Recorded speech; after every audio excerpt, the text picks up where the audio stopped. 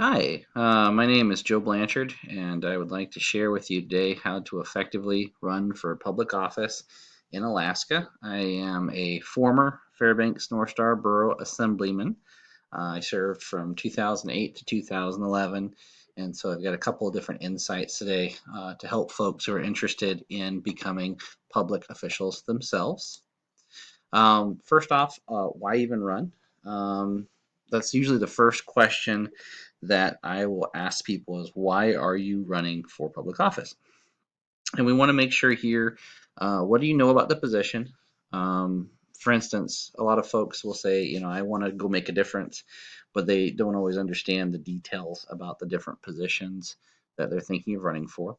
They should know a little bit about who actually is sitting in the seat and if they are actually up for reelection. There are sometimes things called open seats, and those are really effective for new candidates who are not familiar with the situation.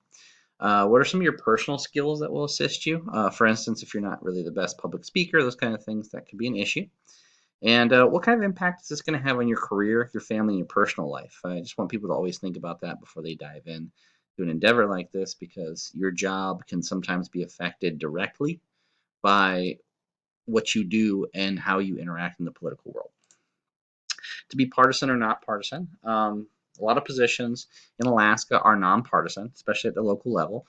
Some of the positions are partisan. You should be aware that if you do decide to go partisan, there are a lot of great resources out there for candidates who are Republican, Democrat, Libertarian, Green, Veterans Party, Independence Party, those kind of things. They have databases, they have volunteers, they have experienced people. Uh, the cons to that is that Alaska is filled with plenty of people who have no high regard for either of the parties. And so you're going to be having to differentiate your individual beliefs versus the preset ideas that the party represents. How to get started? There's a couple pieces of paperwork that are going to be very important. The first thing that you want to do is you want to start with your letter of intent, and this is lets you collect funds from people for your campaign. You go to the My Alaska website where you normally do your permanent fund dividend, and it is on that website that you will file your letter of intent. You're also going to be writing a public office disclosure. It's very important for folks to know where you get money from and who you are and where you come from. And then if you actually want to spend that money, you are going to have to file with APOC as a registration form. Again, these forms are very clearly delineated on the My Alaska site. And that's going to be your resource for a lot of this great stuff.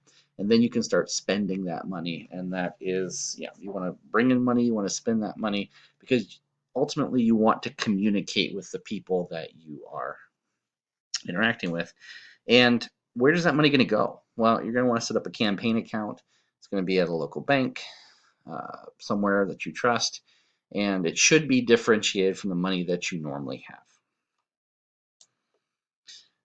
Voter data. Now you have registration, you have all these great things.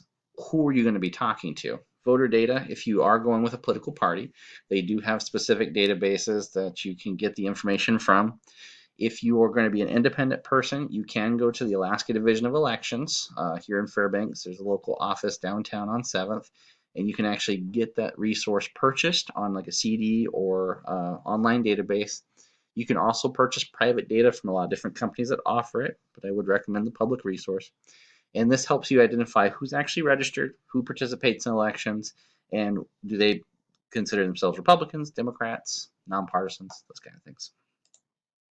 Scope of the election. This helps you understand where you're going and how many people you have to deal with. Some elections are very, very small. Sometimes it's a little area, 1,000 people living in a very small area. You're going to be able to meet all those people just door to door. Sometimes it's a big, huge district here in Alaska. You might have to fly from village to village, or town to town, just to try to meet everybody that you need for this election. So, are you going to need plane tickets? Are you going to need boats? Are you going to need vehicles? Are you going to need staff and volunteers in other places around the area that you're running?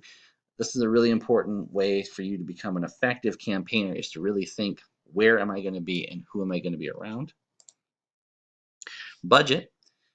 How much money are you willing to put up forward? That's a question that you have to ask before you even dive into something like this. Look at past elections. How much money did those candidates raise? And make sure that your budget for this campaign actually matches at least what was done before. You need to plan for different fundraising successes. For instance, if normally $20,000 is the magic number, you need to be prepared for what you're willing to spend at 5,000, 10,000, 15,000, 20,000, and 25,000 and 30,000. Make sure you know how much more radio you're buying, TV you're buying, mailers you're buying, signs that you're buying, and designate percentages for the spending categories for what you're going to spend money on. And don't feel ashamed to go look at other people's expenditure reports and see what those percentages are, because successful campaigns are really about where resources were utilized in very finite amounts. How do you communicate and raise money? A lot of people are curious, how do I even do this? You send out mailers asking for it.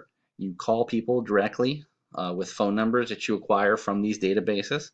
Social media, electronic communication in your networks. And the best way is just door to door if you can do it.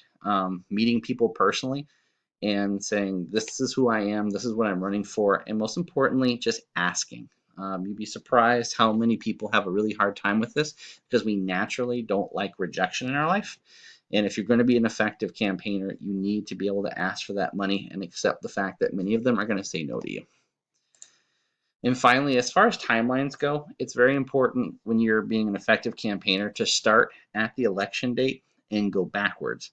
So where am I going to be a week, 2 weeks, 3 weeks, 4 weeks, 2 months, 3 months before the election? What needs to get done? What events need to get planned? And really work backwards and go, how many community events will I have? How many doors will I have knocked on? How many phones will I have called? And make sure that you have realistic daily, weekly, and monthly expectations for the campaign. And set reminders for you and your close associates on what you need for this campaign. So those are a couple tools that I think if you follow them, you'll have a really great time running for office here in the state of Alaska. It's really fun. It's a great way to interact with people, and it's a great way to build your community better.